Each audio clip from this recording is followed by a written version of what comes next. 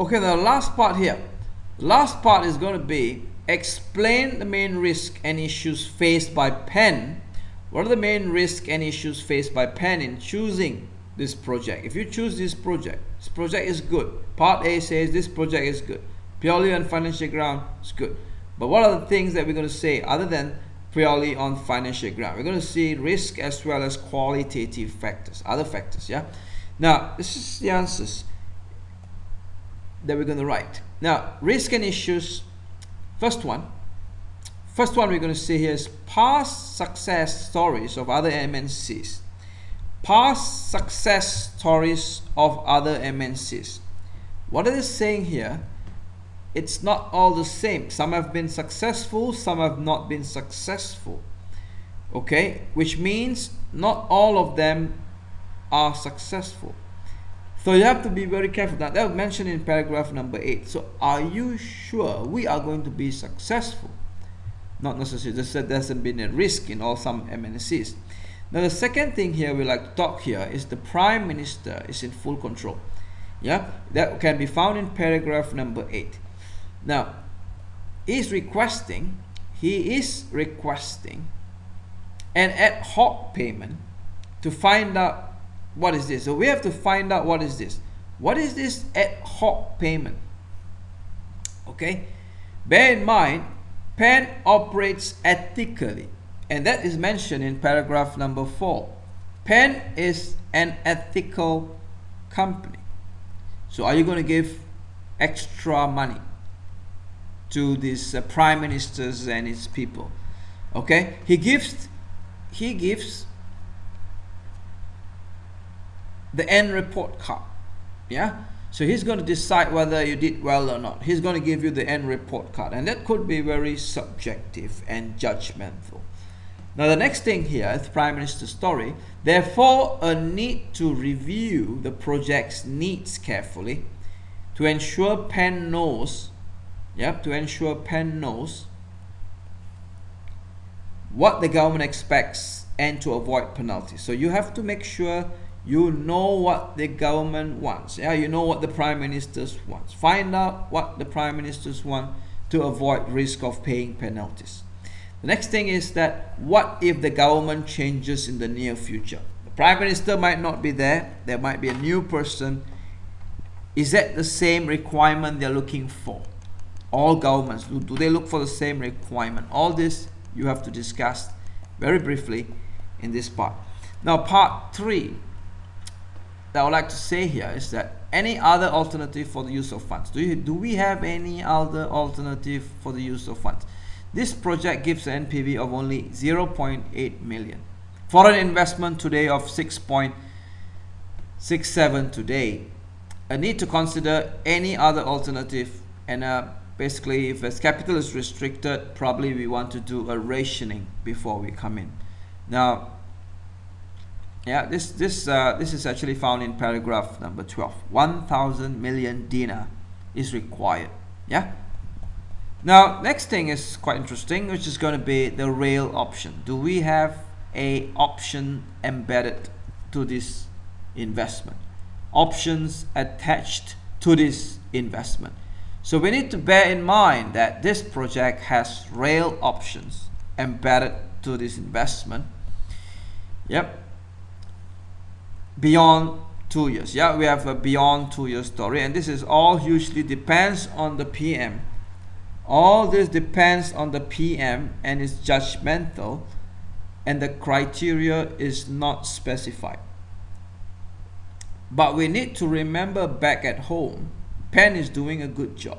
Yeah, PENN is doing a good job back at home and has a good reputation. So most likely they might get the contract. Yeah, back at home they are doing a good job and they might get this contract based on this, but we don't know what the Prime Minister is thinking. Yeah, the next thing is going to be risk.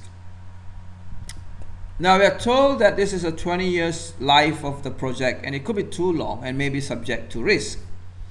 The next point we would like to say here is risk is linked to cash flows prediction together with prediction of forecasted future. Yeah, for forecasted future exchange. Yeah, forecasted future exchange. rates. All this could be wrong. Suggest to use, I would suggest to use, we were going to suggest that we need to use a risk evaluation technique. Example that you can suggest to the examiner in your exam question, if this comes out, will be sensitivity analysis, project duration, and or value at risk. These are all the P4 level of risk evaluation tool. And also to consider the risk of the cash flows. Now, the next thing we're going to see here is we are not in full control. Yeah, we are not in full control. PENN is only assigned to lay tracks. Yeah, remember in paragraph number 12, we are told that PENN is only assigned to lay tracks, and materials are purchased from the government by a low-cost supplier, and may have quality issues and the minimum standard issues. Yeah, so there could be a lousy material that we're going to use. Are you going to compromise that? Okay. Other issues, yeah, other issues that we're going to see is going to be briefly, just mentioned briefly to get your 14 marks. Consider a JV. Do you want to have a JV in the team? Because if you have a JV, a local partner would be better in order to reduce political risk as well as other risk. And also to be aware of local customs, culture, and work practice. Legal, regulatory issues need to be quantified. Yeah, all the legal and regulatory issues need to be quantified. Who's going to manage? Will it be that from the Zanadian? Will you want a local manager, or you want a manager from your European PENN country? So all that issues you have to discuss before you undertake this project. Will this project damage PENN's reputation, business and ethical?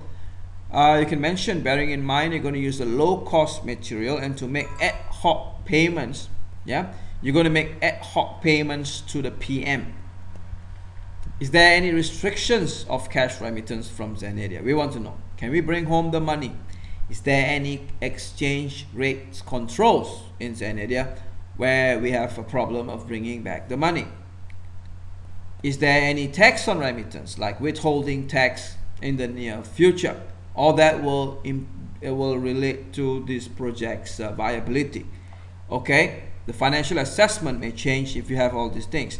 Does the cost of capital of 12% reflect all the risk? Does it reflect all the risks discussed above, or should we make some more adjustments? Yeah, does the 12% reflects the risk of going to an emerging market? We're going to ask that. Yep. The next thing is we're going to say higher inflation in Zanadia. Now we have a higher inflation in Zanadia, and the currency may be devalued. Consider any hedging required to protect the net receipts. Yeah, do we need to hedge or not? Issues, other issues before we go there. These are the things. These are qualitative factors. Yeah, when it's going to be devalued, you know that you are going to bring home money. When you bring home dinar, it's going to be a lousy dinar. If it's going to be lousy, you got to be careful, because your NPV of the project may be hurt because of this lousy dinar. Okay, access to Zanadian capital. Do we have any access to Zanadian capital? And also to hedge against translation risk. Remember, PENN needs to get ready for the remaining 18 years project. Okay, so this is how I would put it, my approach of answering this question.